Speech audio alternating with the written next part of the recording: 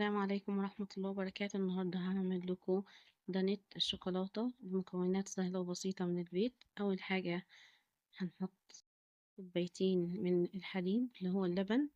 هنحط المكونات دي كلها على البارد من قبل ما نشغل النار.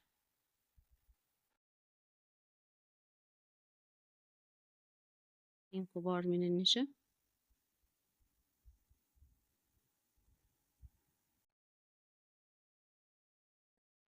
من الكاكاو الخام الأسباني،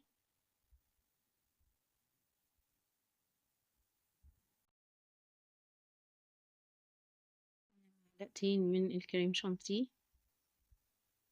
برضو خام اللي هو غير محلى يعني من غير سكر، وكيس من الفانيليا، ومعلقتين وربع من السكر. المقدار ده مظبوط بالظبط.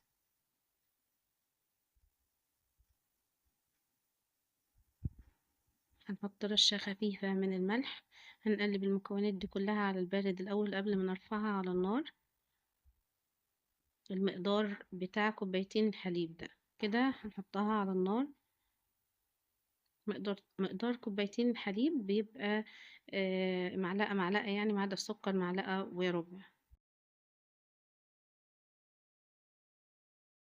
نقلب كويس. هنا ابتدى القوام ان هو يتقل معايا اهو، مخلوش يتقل قوي. هنصبه في الكاسات بتاعتي، أو ممكن نحطه في علب الدانت نفسها. فأنا هنا عندي اللي هو كاسات الجيلي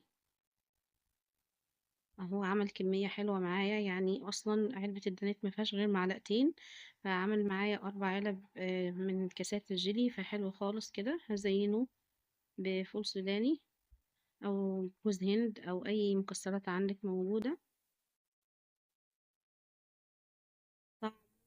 قوامه تحفة، قوامه كريمي جدا، وطعمه شبيه جدا جدا جدا كأنك بتاكلي دانت بالظبط. لو عجبتكم الوصفة لايك وشير وسبسكرايب، ما تنسونيش.